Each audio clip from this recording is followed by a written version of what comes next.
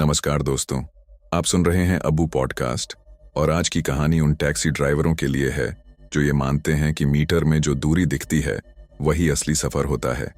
क्योंकि सच्चाई ये है कि कुछ रातों में टैक्सी सिर्फ किलोमीटर नहीं चलती, वो इंसान की किस्मत को एक मोड़ पर लाकर खड़ा कर देती है। और ये कहानी भी एक ऐसी ही रात से शुरू होती है जब एक साधारण ड्राइवर को लगा कि वो बस आखिरी सवारी उठाकर घर लौटेगा। रफीकत शहर के बाहरी इलाके में टैक्सी चलाता था। उम्र 40 के आसपास, चेहरे पर थकान लेकिन आंखों में ईमानदारी। दिन में परिवार की जिम्मेदारी और रात में सड़कों की खामोशी उसका रोज का साथी थी। और उस रात भी उसने तय किया था कि 12 बजे के बाद कोई सवारी नहीं उठाएगा, क्योंकि कुछ थकाने पैसों से नहीं उतरती। रात काफी आगे बढ़ चुकी थी, शहर की रोशनी पीछे छूट रही थी और टैक्सी अब उस हाईवे पर थी जहां मोबाइल नेटवर्क भी कभी कभी ही साथ देता है। तभी रफीकत ने सड़क किनारे एक आदमी को खड़ा देखा, काले कपड़ों में, सिर झुका हुआ, हाथ उठाकर टैक्सी रोकता हुआ। और अजीब बात यह थी कि उस सुनसान जगह पर न कोई ढाबा था न कोई घर, फिर भी वो आदमी ऐसे खड़ा था जैसे उसे पूरा यकीन हो कि कोई ना कोई रुकेगा। रफीकत ने ब्रेक लगाया, क्योंकि उसकी आदत थी कि वो रात में किसी को यूं ही छोड़ नहीं देता था।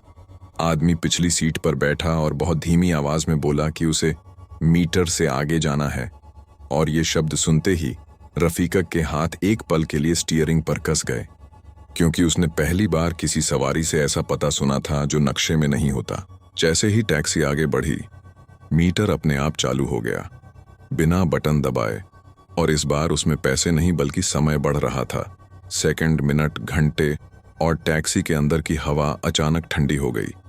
इतनी ठंडी कि रफीकत को शीशे बंद करने पड़े। और तभी उसने रियर मिरर में देखा कि पीछे बैठा आदमी साफ दिखाई नहीं दे रहा, जैसे उसकी मौजूदगी कैमरे में नहीं बल्कि एहसास में हो। रफीकत ने हिम्मत करके पूछा कि वो किस रास्ते से जाना चाहता है, और उस आदमी ने बिना सिर उठाए कहा कि वही रास्ता चुनो जहां से कोई वापस नहीं आता।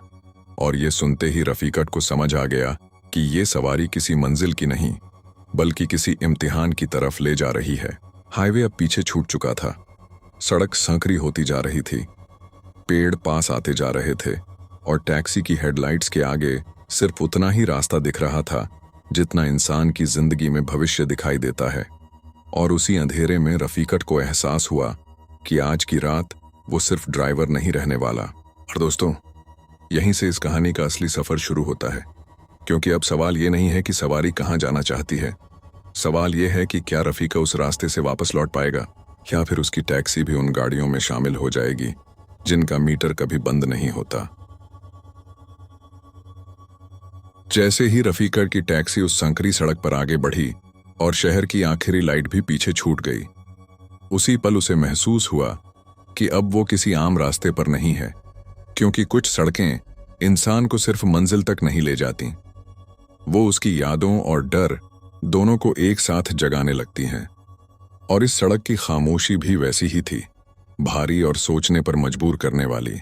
मीटर अब भी अजीब तरीके से चल रहा था, सेकंड मिनटों में बदल रहे थे और मिनट घंटों में, जैसे समय तेज नहीं हो रहा बल्कि खिंच रहा हो। और रफीकत ने नोटिस किया कि उसकी अपनी घड़ी बार बार एक ही समय पर आकर रुक जा रही है, जैसे किसी ने उस रात के लिए वक्त तय कर दिया हो। पीछे बैठा आदमी अब भी चुप था, लेकिन उसकी चुप्पी बोझ बन चुकी थी। और रफीकत को हर कुछ सेकंड में रियर मिरर देखने की आदत हो गई थी, क्योंकि उसे लग रहा था कि अगर उसने देखना छोड़ दिया तो पीछे कुछ बदल जाएगा। और जब उसने ध्यान से देखा तो पाया कि उस आदमी की परछाई शीशे में पूरी नहीं बन रही थी, जैसे रोशनी उसे पकड़ नहीं पा रही हो। सड़क के दोनों तरफ पेड़ इतने पास आ चुके थे कि उनकी टहनियां टैक्सी की छत को छूने लगीं। हवा ठंडी से ज्यादा सर्द हो चली थी। और तभी रफीकत को सड़क किनारे एक पुराना साइन बोर्ड दिखाई दिया, जिस पर शहर का नाम लिखा होना चाहिए था, लेकिन वहां सिर्फ एक शब्द उभरा हुआ था, वापसी। और ये पढ़ते ही रफीकत के दिल की धड़कन तेज हो गई। उसने हिम्मत करके पीछे बैठे आदमी से पूछा कि वो कौन है और इतनी रात को कहाँ जा रहा है। और इस बार उस आदमी ने सिर थोड़ा सा उठाया, इतना कि उसकी आंखें अंधेरे में चमक उठीं, और बहुत धीमी आवाज में बोला कि वो भी कभी ड्राइवर था और उसी सड़क पर उसने एक ऐसा फैसला लिया था जिससे वो आगे तो चला गया, लेकिन कभी लौट नहीं पाया। ये सुनते ही रफीकत को एहसास हुआ कि ये सफर सिर्फ उसकी नहीं बल्कि कई अधूरे सफरों की गूंज है, और शायद यही वजह थी कि सड़कें अजीब व्यवहार कर रही थीं, क्योंकि वो हर उस इंसान को याद रखती हैं जो यहां से गुजरा और कुछ छोड़ गया। टैक्सी अब एक मोड़ पर पहुंची जहां सड़क दो हिस्सों में बंट रही थी। एक रास्ता घने जंगल की तरफ जा रहा था और दूसरा पुराने उजड़े हुए गांव की तरफ। और पीछे से उस आदमी की आवाज आई कि अब फैसला तुम्हें करना है, क्योंकि आगे का रास्ता मीटर नहीं तय करेगा। रफीकत का हाथ स्टीयरिंग पर जम गया, क्योंकि उसे समझ आ गया था कि ये वो मोड़ है जहां से कहानी डर बनती है या हिम्मत। और उसने एक गहरी सांस ली, क्योंकि कभी कभी इंसान को रास्ता नहीं, खुद को चुनना पड़ता है। जिस पल रफीकत ने स्टीयरिंग को जंगल वाले रास्ते की तरफ मोड़ा, उसी पल उसे ऐसा महसूस हुआ जैसे उसने सिर्फ दिशा नहीं बदली बल्कि किसी सोई हुई चीज को जगा दिया हो। क्योंकि जैसे ही टैक्सी उस रास्ते पर उतरी, हवा की आवाज बदल गई। पत्तों की सरसराहट अब हवा से नहीं बल्कि किसी फुसफुसाहट से आती हुई लगने लगी। और सड़क की मिट्टी ऐसी थी जैसे बरसों से किसी इंसान के पहियों को नहीं बल्कि सिर्फ यादों को सहन कर रही हो। हेडलाइट्स के सामने पेड़ इतने घने थे कि रोशनी आगे जाकर टूट जाती थी, जैसे जंगल खुद तय कर रहा हो कि कितना रास्ता दिखाना है और कितना छुपाना है। और रफीकत ने महसूस किया कि टैक्सी की रफ्तार अपने आप कम हो रही है। एक्सीलरेटर दबाने के बावजूद जैसे सड़क उसे आगे जाने की इजाजत तो दे रही हो, लेकिन जल्दी नहीं। पीछे बैठा आदमी अब पूरी तरह खामोश नहीं था। उसकी सांसों की आवाज साफ सुनाई दे रही थी, भारी और थकी हुई। और रफीकत को लगा कि ये सांसें सिर्फ किसी शरीर की नहीं बल्कि किसी बोझ की हैं। और उसी बोझ के साथ उस आदमी ने बहुत धीमी आवाज में कहा कि यही वो जंगल है जहां उसने आखिरी सवारी उतारी थी। रफीका के माथे पर पसीना आ गया, क्योंकि उसने महसूस किया कि ये कहानी सिर्फ सुनाई नहीं जा रही, ये दोहराई जा रही है। और हर दोहराव किसी नए इंसान को अपनी जगह लेने बुलाता है। और शायद इसीलिए मीटर अब समय से आगे बढ़कर उल्टी गिनती करने लगा था। जंगल के बीचों बीच टैक्सी एक ऐसी जगह पहुंची जहां सड़क अचानक बहुत चौड़ी हो गई थी, लेकिन वहां कोई चौराहा नहीं था, बस चारों तरफ पेड़ और बीच में एक पुराना जला हुआ टैक्सी स्टैंड का बोर्ड, जिस पर लिखा कुछ नहीं था, लेकिन देखने से ही समझ आ रहा था कि यहां कभी गाड़ियां रुकती थीं और फिर रुकना भूल जाती थीं। तभी रफीकत ने अपनी खिड़की के बाहर हल्की सी हरकत देखी, जैसे कोई छाया पेड़ों के बीच से तेजी से गुजर गई हो। और जैसे ही उसने ध्यान से देखा, दूसरी तरफ से भी वैसी ही छाया निकली। और अब वो समझ गया कि जंगल में वो अकेला नहीं है, लेकिन जो भी है वो इंसान नहीं है। पीछे से उस आदमी की आवाज आई, इस बार पहले से ज्यादा साफ, कि डर को देख लो, भागो मत, क्योंकि जो यहां से भागने की कोशिश करता है वही यहीं रह जाता है। और ये शब्द किसी चेतावनी जैसे नहीं बल्कि अनुभव जैसे थे। और रफीका ने पहली बार ब्रेक नहीं लगाया। टैक्सी आगे बढ़ती रही, लेकिन अब सड़क सीधी नहीं थी, वो गोल गोल घूम रही थी, जैसे किसी दायरे में फंस गई हो। और रफीकत ने देखा कि वही पेड़, वही पत्थर, वही जला हुआ बोर्ड बार बार सामने आ रहा है। और यही एहसास सबसे डरावना था कि वो आगे बढ़ रहा है, लेकिन कहीं पहुंच नहीं रहा। तभी मीटर की आवाज अचानक बहुत तेज हो गई, और उस आदमी ने कहा कि अगर रफीकत ने आज सही फैसला नहीं लिया तो वो भी इस जंगल की कहानी का हिस्सा बन जाएगा। एक आवाज, एक परछाई, एक इंतजार। और ये सुनते ही रफीका को समझ आ गया कि अब ये सफर सिर्फ सवारी का नहीं बल्कि उसकी अपनी आजादी का है। जिस पल रफीकत को ये यकीन हो गया कि टैक्सी एक ही रास्ते पर घूम रही है और बाहर का जंगल हर बार वही चेहरा दिखा रहा है, उसी पल उसके अंदर एक अजीब सी ठंडक उतर गई। क्योंकि इंसान अंधेरे से नहीं, बार बार दोहराए जाने वाले डर से टूटता है। और ये जंगल भी उसी डर का इस्तेमाल कर रहा था, धीरे धीरे, बिना शोर किए। हेडलाइट्स अब पहले जितनी तेज नहीं लग रही थीं, रोशनी पेड़ों से टकराकर वापस लौट आती थी, जैसे जंगल ये तय कर रहा हो कि आज कौन देखेगा और कौन नहीं। और हर बार जब रफीकत को लगता कि शायद अब रास्ता बदल गया है, वही जला हुआ टैक्सी स्टैंड का बोर्ड फिर सामने आ जाता, बिना आवाज किए, बिना हिले, जैसे किसी ने उसे जानबूझकर वहीं गाड़ दिया हो। पीछे बैठा आदमी अब पूरी तरह दिखाई देने लगा था, लेकिन इंसान की तरह नहीं। उसका चेहरा थका हुआ था, आंखों में पछतावा, और उसकी आवाज में वो भारीपन था जो तब आता है जब कोई अपनी गलती को सालों तक ढोता रहा हो। और उसने बहुत धीरे से बताया कि इसी जंगल में उसने एक बार लालच में एक सवारी को गलत जगह उतार दिया था, सिर्फ इसलिए कि उसे जल्दी घर पहुंचना था। रफीकत का दिल जोर से धड़क उठा, क्योंकि उसे समझ आ गया कि ये जंगल किसी को यूं ही नहीं रोकता। ये उन्हें रोकता है जिन्होंने रास्तों के साथ बेईमानी की हो। और मीटर जो अब उल्टी गिनती कर रहा था, वो पैसे का नहीं बल्कि मौकों का हिसाब कर रहा था। हर बीप के साथ एक मौका कम होता जा रहा था। तभी टैक्सी के बाहर हवा में कुछ फुसफुसाहटें गूंजने लगीं। अलग अलग आवाजें, अलग अलग लहजे, जैसे कई लोग एक साथ कुछ कहना चाह रहे हों। और रफीकत को हर आवाज में कोई शिकायत नहीं बल्कि एक सवाल सुनाई दे रहा था कि क्या इस बार ड्राइवर सही रास्ता चुनेगा। रफीकत ने गाड़ी रोक दी, पहली बार इस जंगल में रुककर, और उसने खिड़की नीचे की। ठंडी हवा अंदर आई, लेकिन डर के साथ साथ एक साफ एहसास भी कि भागने से कुछ हल नहीं होगा। और उसी पल उसने पीछे बैठे आदमी से कहा कि वो आज किसी को गलत जगह नहीं उतारेगा, चाहे उसे पूरी रात यहीं क्यों ना गुजारनी पड़े। ये सुनते ही जंगल की आवाजें धीमी पड़ने लगीं। फुसफुसाहटें अब चीख नहीं रही थीं, और जला हुआ बोर्ड धीरे धीरे धुंध में घुलने लगा, जैसे किसी ने पहली बार रफीकत के फैसले को मान लिया हो।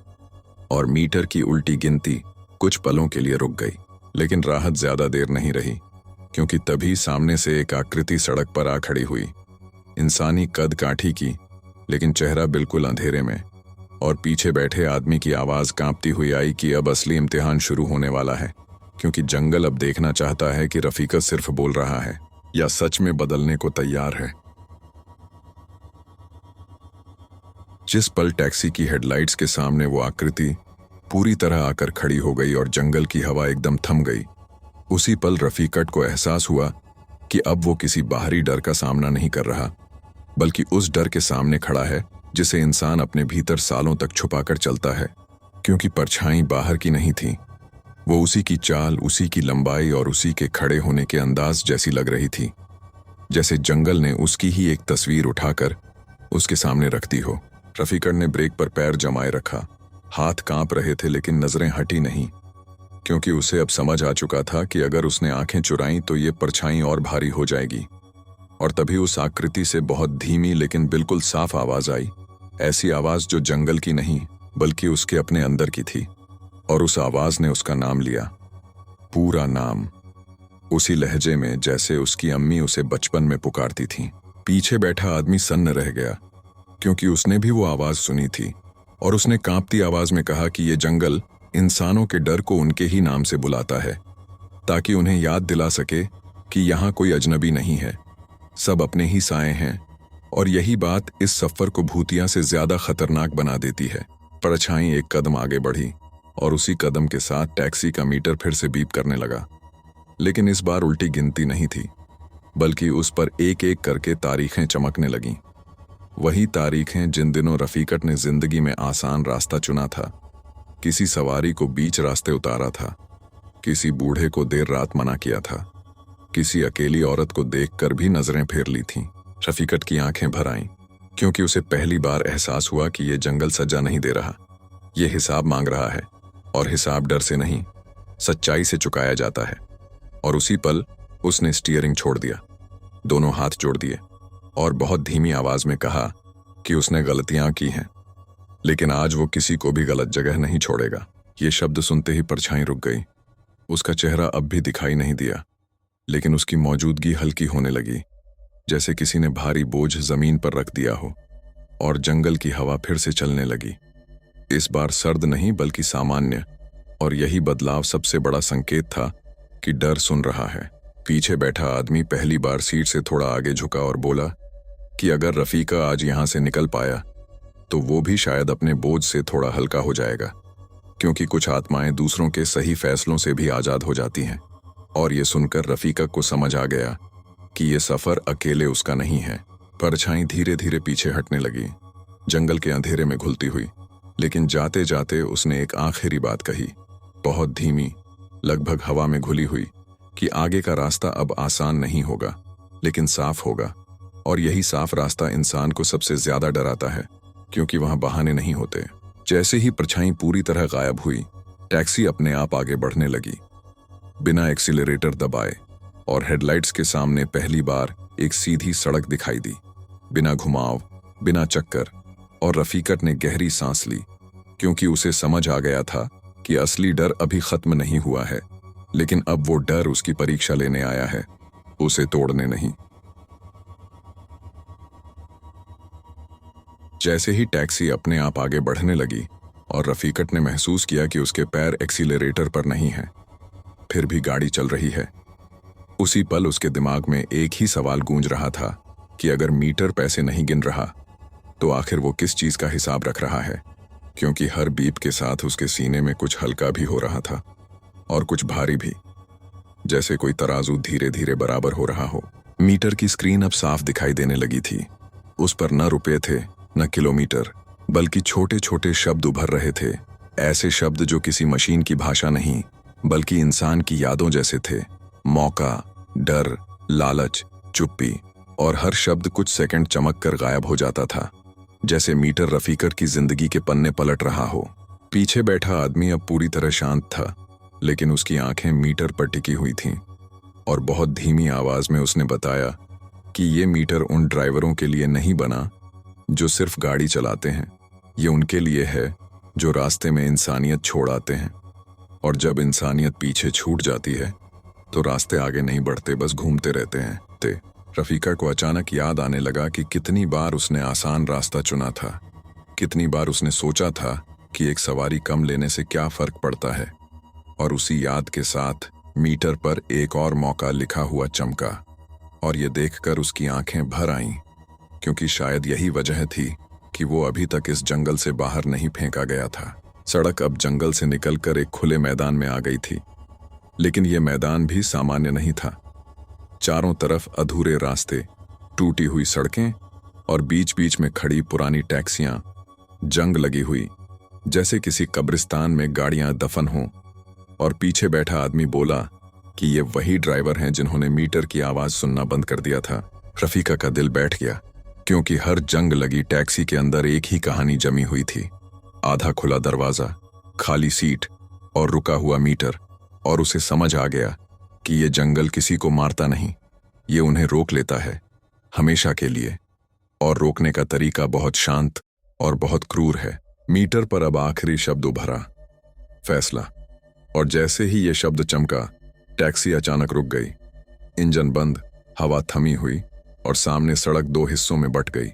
एक रास्ता उन जंग लगी टैक्सियों की तरफ, और दूसरा रास्ता एक बहुत पतली लेकिन साफ सड़क की तरफ, जिस पर दूर कहीं हल्की रोशनी दिखाई दे रही थी। पीछे बैठा आदमी पहली बार पूरी तरह खड़ा हुआ। उसका चेहरा अब साफ दिख रहा था, थका हुआ लेकिन सच्चा। और उसने कहा कि मीटर अब और कुछ नहीं बताएगा, क्योंकि अब फैसला रफीकत को ही करना है। और यही वो पल था जहां ये कहानी सिर्फ डर की नहीं, इंसान होने की कहानी बन रही थी। रफीकत ने गहरी सांस ली, मीटर की तरफ आखिरी बार देखा, और अपने आप से वादा किया कि वो उस रास्ते को चुनेगा जहां लौटने का डर नहीं, बल्कि सही होने की तसल्ली हो। और जैसे ही उसने स्टीयरिंग को उस पतली सड़क की तरफ मोड़ा, मीटर की बीप हमेशा के लिए बंद हो गई। जैसे ही टैक्सी अपने आप आगे बढ़ने लगी और रफीकत ने महसूस किया कि उसके पैर एक्सीलरेटर पर नहीं हैं, फिर भी गाड़ी चल रही है, उसी पल उसके दिमाग में एक ही सवाल गूंज रहा था कि अगर मीटर पैसे नहीं गिन रहा, तो आखिर वो किस चीज का हिसाब रख रहा है। क्योंकि हर बीप के साथ उसके सीने में कुछ हल्का भी हो रहा था और कुछ भारी भी, जैसे कोई तराजू धीरे धीरे बराबर हो रहा हो। मीटर की स्क्रीन अब साफ दिखाई देने लगी थी। उस पर न रुपए थे, न किलोमीटर, बल्कि छोटे छोटे शब्द उभर रहे थे। ऐसे शब्द जो किसी मशीन की भाषा नहीं, बल्कि इंसान की यादों जैसे थे। मौका, डर, लालच, चुप्पी। और हर शब्द कुछ सेकंड चमक कर गायब हो जाता था, जैसे मीटर रफीकत की जिंदगी के पन्ने पलट रहा हो। पीछे बैठा आदमी अब पूरी तरह शांत था, लेकिन उसकी आंखें मीटर पर टिकी हुई थीं, और बहुत धीमी आवाज में उसने बताया कि ये मीटर उन ड्राइवरों के लिए नहीं बना जो सिर्फ गाड़ी चलाते हैं। ये उनके लिए है जो रास्ते में इंसानियत छोड़ आते हैं, और जब इंसानियत पीछे छूट जाती है तो रास्ते आगे नहीं बढ़ते, बस घूमते रहते हैं। रफीका को अचानक याद आने लगा कि कितनी बार उसने आसान रास्ता चुना था, कितनी बार उसने सोचा था कि एक सवारी कम लेने से क्या फर्क पड़ता है। और उसी याद के साथ मीटर पर एक और मौका लिखा हुआ चमका, और ये देखकर उसकी आंखें भर आईं, क्योंकि शायद यही वजह थी कि वो अभी तक इस जंगल से बाहर नहीं फेंका गया था। सड़क अब जंगल से निकलकर एक खुले मैदान में आ गई थी, लेकिन ये मैदान भी सामान्य नहीं था। चारों तरफ अधूरे रास्ते, टूटी हुई सड़कें और बीच बीच में खड़ी पुरानी टैक्सियां, जंग लगी हुई, जैसे किसी कब्रिस्तान में गाड़ियां दफन हों। और पीछे बैठा आदमी बोला कि ये वही ड्राइवर हैं जिन्होंने मीटर की आवाज सुनना बंद कर दिया था। रफीका का दिल बैठ गया, क्योंकि हर जंग लगी टैक्सी के अंदर एक ही कहानी जमी हुई थी। आधा खुला दरवाजा, खाली सीट और रुका हुआ मीटर। और उसे समझ आ गया कि ये जंगल किसी को मारता नहीं, ये उन्हें रोक लेता है, हमेशा के लिए। और रोकने का तरीका बहुत शांत और बहुत क्रूर है। मीटर पर अब आखिरी शब्द उभरा, फैसला। और जैसे ही ये शब्द चमका, टैक्सी अचानक रुक गई। इंजन बंद, हवा थमी हुई और सामने सड़क दो हिस्सों में बंट गई। एक रास्ता उन जंग लगी टैक्सियों की तरफ और दूसरा रास्ता एक बहुत पतली लेकिन साफ सड़क की तरफ, जिस पर दूर कहीं हल्की रोशनी दिखाई दे रही थी। पीछे बैठा आदमी पहली बार पूरी तरह खड़ा हुआ। उसका चेहरा अब साफ दिख रहा था, थका हुआ लेकिन सच्चा। और उसने कहा कि मीटर अब और कुछ नहीं बताएगा, क्योंकि अब फैसला रफीकत को ही करना है। और यही वो पल था जहां ये कहानी सिर्फ डर की नहीं, इंसान होने की कहानी बन रही थी। रफीकत ने गहरी सांस ली, मीटर की तरफ आखिरी बार देखा और अपने आप से वादा किया कि वो उस रास्ते को चुनेगा जहां लौटने का डर नहीं, बल्कि सही होने की तसल्ली हो। और जैसे ही उसने स्टीयरिंग को उस पतली सड़क की तरफ मोड़ा, मीटर की बीप हमेशा के लिए बंद हो गई। पहले इंसान को उस अधूरे दर्द के साथ उतार देने के बाद जब रफीकत ने टैक्सी फिर से आगे बढ़ाई, तो उसे महसूस हुआ कि सड़क अब पहले से थोड़ी ज्यादा साफ है, लेकिन सन्नाटा पहले से ज्यादा भारी हो गया है। क्योंकि कुछ इंतजार रोते नहीं, बोलते नहीं, बस हवा में घुल जाते हैं। और यही इंतजार सबसे ज्यादा देर तक साथ चलता है। कुछ ही दूरी पर सड़क किनारे एक पुरानी बस स्टॉप जैसी जगह दिखाई दी। टूटी हुई बेंच, जंग लगा बोर्ड और नीचे गिरी हुई सूखी पत्तियां। और वहीं एक औरत बैठी थी, सिर ढका हुआ, हाथ गोद में रखे, न किसी टैक्सी को रोकती हुई, न किसी को देखती हुई, जैसे उसे यकीन ही न हो कि अब कोई आएगा। रफीका ने गाड़ी अपने आप रोक दी, इस बार बिना सोचे, क्योंकि उसे समझ आ चुका था कि इस रास्ते पर रुकना डर नहीं बल्कि जरूरत है। और जैसे ही उसने पूछा कि कहाँ जाना है, औरत ने सिर उठाया। उसकी आंखों में ना आंसू थे ना उम्मीद, बस एक थकी हुई खामोशी थी। और उसने बहुत हल्की आवाज में कहा कि वो बहुत देर से किसी को ढूंढ रही है, अपने बच्चे को। ये शब्द सुनते ही रफीकत के दिल में एक अजीब सी चुभन हुई, क्योंकि बच्चे की तलाश कभी रास्तों पर नहीं होती, वो हमेशा वक्त में होती है। और ये सोचते हुए उसने औरत को बैठने का इशारा किया। और जैसे ही वो पिछली सीट पर बैठी, टैक्सी के अंदर की हवा भारी नहीं बल्कि उदास हो गई, जैसे किसी घर की दीवारें किसी अपने की याद में चुप हो गई हों। औरत ने बताया कि वो अपने बच्चे को स्कूल से लेने गई थी, लेकिन रास्ते में टैक्सी नहीं मिली। वो पैदल चलती रही, रास्ता लंबा होता गया, शाम रात में बदली और फिर उसे कुछ भी याद नहीं। बस यही बस स्टॉप, यही इंतजार और हर रात यही सवाल कि शायद आज कोई उसे वहां पहुंचा दे जहां उसका बच्चा अब भी इंतजार कर रहा हो। रफीकत को समझ आ गया कि ये इंतजार किसी जगह का नहीं बल्कि एक अधूरे रिश्ते का है। और ऐसे इंतजार को सिर्फ गाड़ी से नहीं, भरोसे से आगे बढ़ाया जाता है। और उसने बिना कुछ पूछे टैक्सी आगे बढ़ा दी। इस बार मीटर बिल्कुल खामोश था, जैसे वो भी जानता हो कि यहाँ हिसाब नहीं, सिर्फ साथ चाहिए। सड़क धीरे धीरे एक पुराने स्कूल के सामने आकर रुकी। टूटा हुआ गेट, बंद खिड़कियां और आंगन में खड़ी झूलों की जंग लगी जंजीरें। और जैसे ही टैक्सी रुकी, औरत की आंखों में पहली बार कुछ चमका, डर नहीं बल्कि पहचान। और उसने बहुत धीमे से कहा कि यही वो जगह है जहां उसकी कहानी रुकी थी। वो टैक्सी से उतरी लेकिन जाते जाते उसने रफीका की तरफ देखा और कहा कि कुछ बच्चे रास्तों पर नहीं खोते, वो बस किसी के आने का इंतजार करते हैं। और ये कहते हुए उसकी परछाई स्कूल के अंधेरे में घुल गई। बिना किसी डर के, बिना किसी चीख के रफीका कुछ देर वहीं बैठा रहा, क्योंकि उसे समझ आ गया था कि ये सफर अब भूतों का नहीं बल्कि रिश्तों का है, और हर रिश्ता जो अधूरा रह गया है इस रास्ते पर अपनी कहानी सुनाने आता है। पुराने स्कूल के गेट से आगे बढ़ते ही रफीकत को लगा जैसे हवा अचानक और भारी हो गई हो, लेकिन इस बार उस भारीपन में डर नहीं बल्कि कोई अधूरा सवाल तैर रहा था, क्योंकि कुछ जगहें आवाज नहीं करती, वो सिर्फ याद दिलाती हैं। और यही स्कूल भी वैसा ही था, जहां दीवारों पर सन्नाटा लिखा हुआ था और जमीन पर बिखरे पत्ते किसी बीते हुए दिन की कहानी सुना रहे थे। टैक्सी जैसे ही आगे बढ़ी, सड़क के किनारे एक छोटा सा कद दिखाई दिया। स्कूल यूनिफॉर्म में एक बच्चा, कंधे पर बैग लटकाए, सिर झुकाए खड़ा हुआ, और उसे देखकर रफीका का दिल अपने आप बैठ गया, क्योंकि बच्चों का इंतजार सबसे खामोश होता है। वो रोते नहीं, बस यकीन करते हैं कि कोई न कोई आएगा। रफीकत ने टैक्सी रोकी और बहुत नरमी से पूछा कि कहाँ जाना है, और बच्चे ने सिर उठाया। उसकी आंखों में न डर था न आंसू, बस एक सीधा सा भरोसा था, और उसने कहा कि उसे घर जाना है, लेकिन रास्ता भूल गया है। और ये कहते वक्त उसने कोई शिकायत नहीं की, जैसे रास्ता भूल जाना कोई बड़ी बात ही ना हो। जैसे ही बच्चा पिछली सीट पर बैठा, टैक्सी के अंदर का माहौल पूरी तरह बदल गया। ठंड अब उदासी में बदल चुकी थी, और रफीकन को अपने घर के बच्चे याद आ गए, स्कूल से लौटते हुए, हंसते हुए, शिकायत करते हुए। और उसी याद के साथ उसके सीने में एक अजीब सी कसक उठी। बच्चे ने बताया कि उस दिन स्कूल से छुट्टी देर से हुई थी, अंधेरा हो गया था और कोई टैक्सी नहीं मिली। वो पैदल चलने लगा, लेकिन रास्ता लंबा होता गया, घर दूर होता गया, और फिर उसे बस यही सड़क याद है। और इसके बाद हर दिन यहीं खड़ा होना, हर रात किसी के रुकने का इंतजार करना। रफीका की आंखें नम हो गईं, क्योंकि ये कहानी डरावनी नहीं बल्कि बहुत ज्यादा सच्ची थी। और उसने बच्चे से पूछा कि क्या उसे अपने घर का कुछ याद है, और बच्चे ने बहुत मासूमियत से कहा कि उसे बस अम्मी की आवाज याद है, जो उसे नाम लेकर बुलाती थी। जैसे ही टैक्सी आगे बढ़ी, मीटर पर बहुत हल्के से एक शब्द उभरा, भरोसा, और फिर वो भी गायब हो गया। और रफीकत समझ गया कि इस सफर में अब मशीनें नहीं, इंसानी रिश्ते रास्ता दिखा रहे हैं।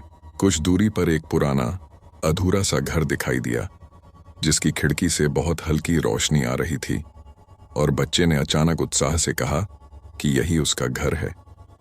और उस आवाज में पहली बार कोई खुशी थी, कोई डर नहीं। टैक्सी रुकते ही बच्चा नीचे उतरा, लेकिन जमीन पर उसके कदमों की आवाज नहीं आई, और उसने पलटकर रफीकत को देखा, मुस्कुराया और कहा कि अब उसे रास्ता याद आ गया है। और ये कहते ही वो रोशनी में घुल गया, जैसे कभी अंधेरा था ही नहीं। रफीकत बहुत देर तक वहीं बैठा रहा, क्योंकि उसे एहसास हुआ कि इस रास्ते पर मिलने वाले लोग डर फैलाने नहीं आते, वो बस ये पूछने आते हैं कि क्या कोई अब भी इंसान है जो उन्हें घर तक छोड़ सके।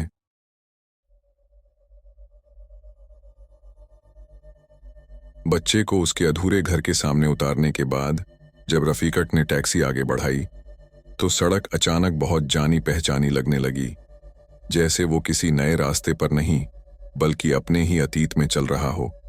क्योंकि कुछ मोड़ ऐसे होते हैं जहां बाहर का अंधेरा कम और अंदर की यादें ज्यादा गहरी हो जाती हैं, और यही गहराई इस सफर को अब डर से आगे ले जा रही थी।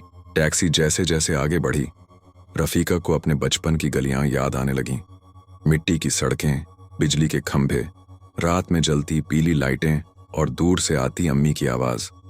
और अचानक उसी खामोशी के बीच उसे साफ साफ किसी के बुलाने की आवाज सुनाई दी, बिल्कुल उसी लहजे में जैसे कोई उसे घर लौटने के लिए पुकार रहा हो। रफीकत ने ब्रेक लगाया, दिल तेजी से धड़कने लगा, क्योंकि वो आवाज बाहर से नहीं बल्कि उसके अंदर से आती हुई लग रही थी। और उसे समझ आ गया कि ये जंगल या सड़क की आवाज नहीं है, ये उसकी अपनी जिंदगी की आवाज है, जो अब तक वो सुनना टालता रहा था। पीछे बैठा पुराना सवारी, जो इस सफर की शुरुआत से साथ था, बहुत देर बाद बोला, और उसकी आवाज में पहली बार भारीपन नहीं बल्कि नरमी थी।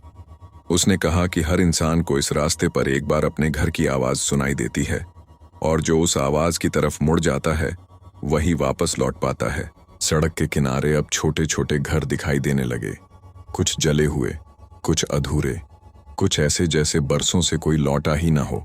और हर घर के सामने रफीका को अपनी जिंदगी का कोई न कोई पल याद आने लगा।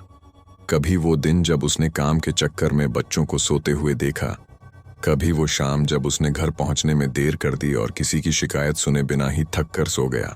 मीटर अब पूरी तरह बंद था, लेकिन टैक्सी रुक नहीं रही थी, क्योंकि अब ये सफर मशीन का नहीं बल्कि यादों का था। और यादें रुकती नहीं, वो बस इंसान को अपने साथ खींचती हैं, चाहे वो तैयार हो या नहीं। तभी टैक्सी एक ऐसे मोड़ पर पहुंची जहां सड़क दो हिस्सों में बंट रही थी। एक रास्ता उन घरों की तरफ जा रहा था जहां खिड़कियां बंद थीं, और दूसरे रास्ते पर एक छोटा सा घर दिखाई दे रहा था जिसकी खिड़की से हल्की सी रोशनी बाहर आ रही थी। और उस रोशनी को देखकर रफीका का दिल भर आया।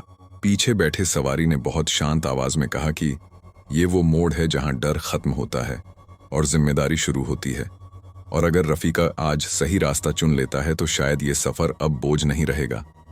और ये सुनते ही रफीकक ने बिना देर किए स्टीयरिंग उस रोशनी वाले घर की तरफ मोड़ दिया।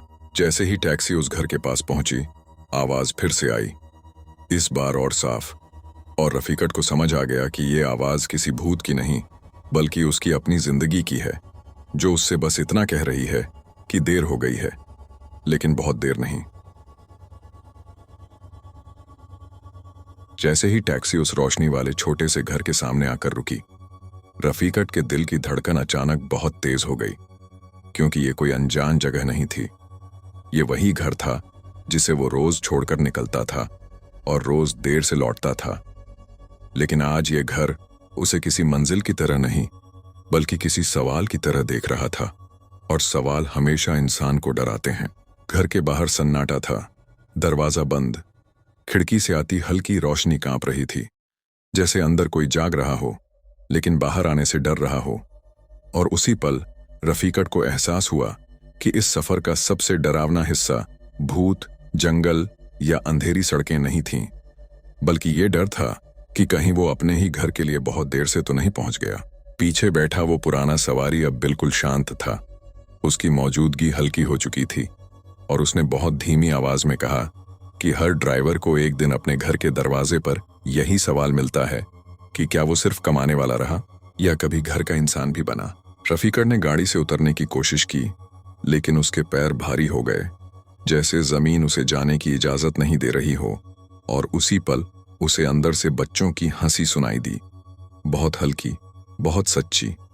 और ये आवाज किसी डर से नहीं बल्कि उम्मीद से भरी हुई थी। उसने कांपते हाथों से दरवाजा खटखटाया, एक बार, फिर दूसरी बार, और हर खटखट के साथ उसके दिल में सालों की थकान उतरती चली गई। और जैसे ही दरवाजा खुला, सामने उसकी बीवी खड़ी थी, आंखों में चिंता लेकिन चेहरे पर राहत। और उसके पीछे बच्चे, जागते हुए, इंतजार करते हुए। उस पल रफीकट को लगा जैसे पूरा जंगल, सारी सड़कें और सारे अधूरे सफर उसके पीछे बंद हो गए हों। क्योंकि जो इंसान अपने घर तक लौट आता है, उसके लिए रास्ते अब उसे रोक नहीं पाते। और उसी एहसास के साथ उसने पहली बार बच्चों को सीने से लगाया, बिना ये सोचे कि देर कितनी हो गई है। पीछे से अचानक टैक्सी के दरवाजे बंद होने की आवाज आई, और जब रफीकट ने पलटकर देखा तो पिछली सीट खाली थी। वो पुराना सवारी वहां नहीं था, लेकिन जहां वो बैठा था वहां अब भी हल्की सी गर्माहट थी, डर की नहीं बल्कि शुक्रिया की। और रफीकक समझ गया कि कुछ सवारियां मंजिल तक नहीं जाती, वो बस इंसान को घर तक पहुंचा देती हैं। उस रात रफीकट ने टैक्सी नहीं चलाई, उसने मीटर नहीं देखा, उसने बस घर की छत के नीचे बैठकर बच्चों की बातें सुनी। क्योंकि अब उसे समझ आ चुका था कि सबसे लंबा सफर बाहर का नहीं होता, वो इंसान के अंदर चलता है, और जो उसे पूरा कर लेता है वही सच में वापस लौटता है। उस रात घर लौटने के बाद रफीकट को लगा था कि शायद सब कुछ यहीं खत्म हो गया है, जंगल पीछे छूट गया है, वो रहस्यमयी सवारियां अब उसकी जिंदगी में वापस नहीं आएंगी। लेकिन कुछ कहानियां दरवाजा बंद होते ही खत्म नहीं होती, वो अगली रात चुपचाप वापस आती हैं, ये देखने के लिए कि इंसान ने सच में कुछ सीखा है या सिर्फ डर से थोड़ी देर के लिए बदल गया है? अगली शाम रफीकत जब टैक्सी लेकर निकला तो सड़कें वहीं थीं, लोग वहीं थे, मीटर भी बिल्कुल सामान्य चल रहा था। लेकिन उसके अंदर कुछ बदल चुका था, क्योंकि अब वो हर सवारी को सिर्फ किराए की तरह नहीं देख रहा था। वो उनकी आवाज, उनकी थकान और उनकी जल्दी को भी महसूस कर रहा था, और यही एहसास उसे पहले से ज्यादा सतर्क बना रहा था। रात गहराने लगी, शहर की रोशनी कम होती गई और रफीकत को एहसास हुआ कि टैक्सी अपने आप उसी पुराने रास्ते की तरफ बढ़ रही है जहां पिछली रात जंगल शुरू हुआ था। और इस बार उसे डर नहीं लगा, बल्कि एक अजीब सी जिम्मेदारी महसूस हुई, जैसे किसी ने उसे फिर से बुलाया हो, लेकिन इस बार परीक्षा के लिए नहीं, जवाब के लिए। जैसे ही वो उस मोड़ के पास पहुंचा जहां सड़क दो हिस्सों में बंटती थी, टैक्सी अपने आप रुक गई। इंजन चालू था, लेकिन पहिए नहीं घूम रहे थे, और तभी उसे बाहर कोई परछाई दिखाई दी। वही नहीं जो उसने पहले देखी थी, बल्कि बहुत साधारण, इंसानी, जैसे कोई आम आदमी बस खड़ा हो और इंतजार कर रहा हो। वो आदमी टैक्सी में बैठा और बिना किसी डरावनी आवाज के बोला कि वो बस ये देखने आया है कि रफीका अब भी वही ड्राइवर है या नहीं जो उसने उस रात बनने का फैसला किया था। और ये सुनते ही रफीका को समझ आ गया कि ये सफर अब डराने के लिए नहीं, परखने के लिए है। मीटर इस बार चालू नहीं हुआ, लेकिन टैक्सी चल पड़ी। सड़क साफ थी, जंगल शांत था और कोई फुसफुसाहट नहीं थी, जैसे सब कुछ बस देख रहा हो, इंतजार कर रहा हो कि रफीका हर मोड़ पर क्या चुनता है। कुछ दूरी पर एक और टैक्सी खड़ी मिली, हेडलाइट बंद, दरवाजा खुला और अंदर कोई नहीं, बिल्कुल वैसी ही जैसी उसने जंग लगे मैदान में देखी थी। और उस आदमी ने कहा कि ये उन लोगों की गाड़ियां हैं जिन्होंने सही काम एक बार किया लेकिन अगली बार भूल गए। रफीकत का दिल बैठ गया, क्योंकि उसे समझ आ गया कि ये सफर कभी एक रात का नहीं होता, ये हर रात चलता है और इंसान को हर बार वही फैसला दोबारा लेना पड़ता है। और उसने बहुत शांति से कहा कि वो हर रात सही बनने की कोशिश करेगा, क्योंकि इंसान परफेक्ट नहीं होता, लेकिन कोशिश करना बंद कर दे तो रास्ते उसे छोड़ देते हैं। ये सुनते ही वो आदमी मुस्कुराया, पहली बार, और टैक्सी अपने आप वापस शहर की तरफ मुड़ गई, बिना किसी डर के, बिना किसी अंधेरे के। और रफीकत को समझ आ गया कि ये रास्ता अब बंद नहीं हुआ है, बस शांत हो गया है। उस रात जब टैक्सी बिना किसी डर के वापस शहर की तरफ मुड़ आई और सड़कें फिर से आम लोगों से भर गईं, रफीकत को लगा कि शायद अब सब कुछ सच में खत्म हो गया है। लेकिन कुछ कहानियां तब शुरू होती हैं जब इंसान समझ लेता है कि डर चला गया है, क्योंकि अब जो बचता है वो डर नहीं बल्कि जिम्मेदारी होती है, और जिम्मेदारी का बोझ किसी भी भूत से ज्यादा भारी होता है। अगले कुछ दिनों तक सब कुछ सामान्य रहा, सवारियां आती रहीं, मीटर ठीक चलता रहा, कोई अजीब आवाज नहीं, कोई फुसफुसाहट नहीं। लेकिन हर रात जब रफीकत टैक्सी बंद करके घर लौटता, उसे लगता कि सड़कें उसे देख रही हैं, जैसे कोई गिन रहा हो कि उसने कितनी बार सही फैसला लिया और कितनी बार आसान रास्ता चुना। एक रात बहुत देर तक काम करने के बाद, जब शहर लगभग सो चुका था, रफीकत ने महसूस किया कि टैक्सी फिर से अपने आप उसी पुराने मोड़ की तरफ बढ़ रही है। लेकिन इस बार जंगल नहीं था, धुंध नहीं थी, बस एक लंबी सीधी सड़क थी जिसके दोनों तरफ छोटे छोटे पत्थर लगे थे, जैसे किसी ने रास्ता चिन्हित कर दिया हो कि अब कोई बहाना नहीं चलेगा। सड़क के बीचों बीच एक पुराना टोल बूथ दिखाई दिया, जंग लगा हुआ, बंद पड़ा, लेकिन ऊपर लगी एक लाइट जल रही थी। और जैसे ही टैक्सी वहां पहुंची, मीटर अचानक अपने आप चालू हो गया, बिना आवाज किए, और स्क्रीन पर सिर्फ एक शब्द उभरा, हिसाब। रफीकत का दिल जोर से धड़कने लगा, क्योंकि उसे समझ आ गया कि ये हिसाब पैसों का नहीं है, ये उन सभी फैसलों का है जो उसने इस सफर के बाद लिए थे। और जैसे ही उसने गाड़ी रोकी, आसपास एक एक करके परछाइयां उभरने लगीं, डरावनी नहीं बल्कि शांत, बिल्कुल वैसे जैसे किसी अदालत में गवाह खड़े हों। वहां वही आदमी था जिसे उसने पहले रास्ते में बैठाया था, वही औरत जो अपने बच्चे को ढूंढ रही थी, वही बच्चा जो घर का रास्ता भूल गया था, और उनके साथ कुछ नए चेहरे भी थे, ऐसे चेहरे जिनसे वो कभी मिला नहीं था, लेकिन जिनकी कहानियां उसी सड़क से जुड़ी हुई थीं, और हर चेहरे की नजर रफीकत पर टिकी हुई थी। एक एक करके मीटर पर शब्द चमकने लगे, रुका, सुना, छोड़ा नहीं, साथ दिया, और हर शब्द के साथ किसी परछाई का बोझ हल्का होता जा रहा था, जैसे रफीकत के फैसले किसी और के रास्ते साफ कर रहे हों। और उसे एहसास हुआ कि ये जंगल या सड़क किसी को सजा देने के लिए नहीं बने, ये इंसान को उसका असर दिखाने के लिए बने हैं। लेकिन तभी मीटर पर आखिरी शब्द उभरा, अब भी। और ये शब्द सबसे भारी था, क्योंकि ये सवाल भविष्य से जुड़ा था। ये पूछ रहा था कि क्या रफीकक आगे भी वही इंसान रहेगा, या फिर ये सब सिर्फ एक डरावनी रात का असर था। रफीकत ने बिना कुछ कहे टैक्सी का दरवाजा खोला, बाहर उतरा और बहुत शांति से बोला कि वो हर दिन परफेक्ट नहीं रहेगा, लेकिन हर दिन कोशिश जरूर करेगा। और शायद यही जवाब इस सफर के लिए काफी था, क्योंकि मीटर की लाइट धीरे धीरे बंद हो गई और परछाइयां एक एक करके गायब होने लगीं। टोल बूथ की लाइट बुझ गई, सड़क फिर से आम सड़क बन गई और रफीकत की टैक्सी अपने आप आगे बढ़ने लगी, जैसे किसी ने आखिरी पन्ने पर टिक लगा दी हो। और उसे समझ आ गया कि अब सिर्फ 2 हिस्से बाकी हैं, जहां ये साफ होगा कि इस हिसाब का नतीजा क्या निकला। उस रात जब टोल बूथ की लाइट बुझ गई, परछाइयां हवा में घुल गईं और सड़क फिर से बिल्कुल साधारण दिखने लगी, रफीकत को पहली बार ऐसा महसूस हुआ जैसे किसी ने उसके कंधों से कोई बहुत पुराना बोझ उतार दिया हो। लेकिन उसी हल्केपन के साथ एक डर भी था, क्योंकि इंसान तब सबसे ज्यादा घबराता है जब उसे लगता है कि अब सब कुछ तय होने वाला है। टैक्सी शहर की सीमा में वापस आ चुकी थी। दुकानों के बोर्ड, स्ट्रीट लाइट्स और कभी कभार गुजरती कोई गाड़ी, सब कुछ सामान्य था।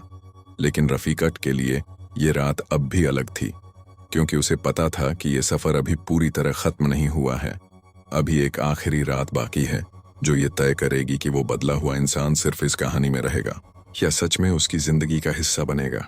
जैसे ही घड़ी ने 12 बजाए, टैक्सी अपने आप एक पुराने टैक्सी स्टैंड के पास आकर रुकी। वही स्टैंड जहां से उसने सालों पहले ड्राइविंग शुरू की थी। जंग लगी बेंच, टूटी छत और दीवार पर टंगा हुआ पुराना रेट चार्ट। और इसे देखकर रफीकत को अपनी पहली रात याद आ गई, जब उसने सोचा था कि बस मेहनत करनी है, इंसान बनने के बारे में बाद में सोच लेंगे।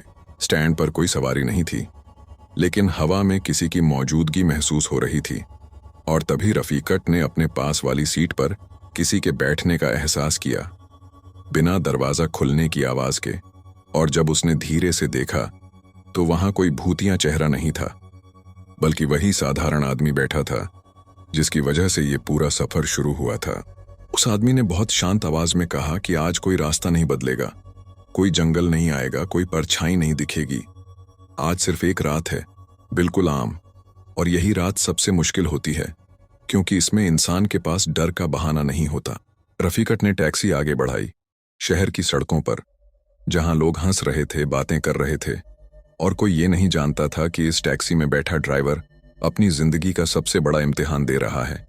क्योंकि अब सवाल ये नहीं था कि वो डर के सामने क्या करेगा, सवाल ये था कि वो आम जिंदगी में भी वही इंसान रहेगा या नहीं। रास्ते में एक शराबी सवारी मिली, जोर जोर से बोलता हुआ, किराए को लेकर बहस करता हुआ। और रफीकत ने पहली बार बिना गुस्सा किए उसे शांति से समझाया, बिना आधे रास्ते उतारे, बिना अपमान किए। और उस आदमी के उतरते वक्त उसकी आंखों में जो शुक्रिया था, वो किसी भूत के गायब होने से ज्यादा सुकून देने वाला था। फिर एक बूढ़ी औरत मिली, बहुत कम पैसे थे उसके पास, देर रात अस्पताल जाना था, और रफीकत ने मीटर बंद कर दिया, बिना किसी दिखावे के, बिना किसी उम्मीद के, क्योंकि कुछ फैसले अब आदत बन चुके थे, और आदतें ही असली बदलाव होती हैं। पीछे बैठा वो आदमी चुपचाप सब देखता रहा, न कुछ बोला न टोका। और जैसे जैसे रात आगे बढ़ती गई, उसकी मौजूदगी हल्की होती चली गई, जैसे किसी को अब यकीन होने लगा हो कि फैसला सुनाने की जरूरत शायद अब नहीं रही। रात के आखिरी पहर में जब रफीकत टैक्सी स्टैंड पर वापस लौटा, पिछली सीट खाली थी, कोई नहीं बैठा था, न कोई आवाज, न कोई एहसास। और यही सबसे बड़ा संकेत था कि ये रात किसी डर की नहीं, बल्कि भरोसे की रात बन चुकी थी। सुबह की पहली अजान की आवाज जब शहर की नींद तोड़ने लगी, उसी वक्त रफीकत अपनी टैक्सी स्टैंड पर खड़ी करके बाहर निकला। आसमान हल्का नीला हो चुका था और रात की सारी परछाइयां धीरे धीरे रोशनी में घुल रही थीं। और पहली बार उसे ऐसा महसूस हुआ कि ये सिर्फ एक नई सुबह नहीं है, बल्कि उसकी जिंदगी का नया हिसाब शुरू हो रहा है। उसने टैक्सी का दरवाजा खोला, ड्राइवर सीट पर बैठा और आदतन मीटर की तरफ देखा, लेकिन इस बार मीटर पर न कोई शब्द था, न कोई बीप, न कोई चमक, बस एकदम साधारण मशीन, जैसे वो हमेशा से वैसी ही थी। और उसी सादगी में रफीकत को सबसे बड़ा सुकून मिला, क्योंकि अब उसे समझ आ चुका था कि मीटर कभी जादुई नहीं था। जादू इंसान के फैसलों में होता है। कुछ देर बाद पहली सवारी आई, एक आम आदमी काम पर जाने की जल्दी में, और रफीकत ने मुस्कुराकर गाड़ी चलानी शुरू की, बिना किसी डर के, बिना किसी शक के, क्योंकि अब हर सवारी उसे किसी इम्तिहान की तरह नहीं बल्कि एक जिम्मेदारी की तरह लगती थी। और यही बदलाव इस पूरी कहानी का असली अंत था। दिन चढ़ने के साथ साथ शहर पूरी तरह जाग चुका था। ट्रैफिक, आवाजें, भाग दौड़, लेकिन रफीकत के अंदर एक अजीब सी शांति थी, जैसे वो किसी लंबे सफर से लौट कर आया हो। और उसे एहसास हुआ कि जिन परछाइयों, जिन इंतजारों और जिन अधूरे सफरों ने उसे डराया था, उन्होंने असल में उसे डराना नहीं बल्कि सही इंसान बनाना सिखाया था। शाम को जब वो घर लौटा, बच्चों ने दरवाजा खोला। हंसी, बातें और उसकी बीवी की वही रोज वाली आवाज कि आज देर हो गई। लेकिन इस बार उस आवाज में शिकायत नहीं थी, सिर्फ अपनापन था।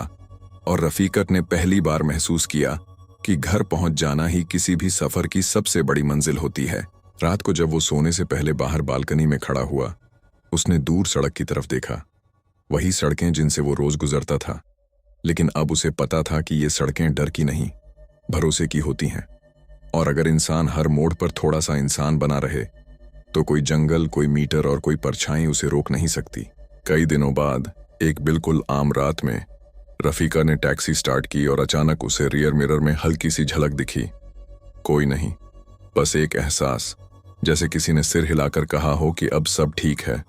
और रफीका मुस्कुरा दिया, क्योंकि कुछ शुक्रिया शब्दों में नहीं, एहसास में मिलते हैं। और दोस्तों, इस कहानी का आखिरी सच यही है कि हर टैक्सी ड्राइवर को भूतिया सवारी नहीं मिलती, लेकिन हर इंसान को जिंदगी में एक ऐसा सफर जरूर मिलता है जहां उसे तय करना पड़ता है कि वो सिर्फ रास्ता तय करेगा या रास्ते पर इंसान भी बनेगा। क्योंकि जब इंसान सही रास्ता चुन लेता है तो मीटर अपने आप रुक जाता है। ये कहानी अगर आपके दिल में थोड़ी देर के लिए रुक गई हो तो लाइक करें, कमेंट करें और इस सफर को सब्सक्राइब करके आगे बढ़ाइए।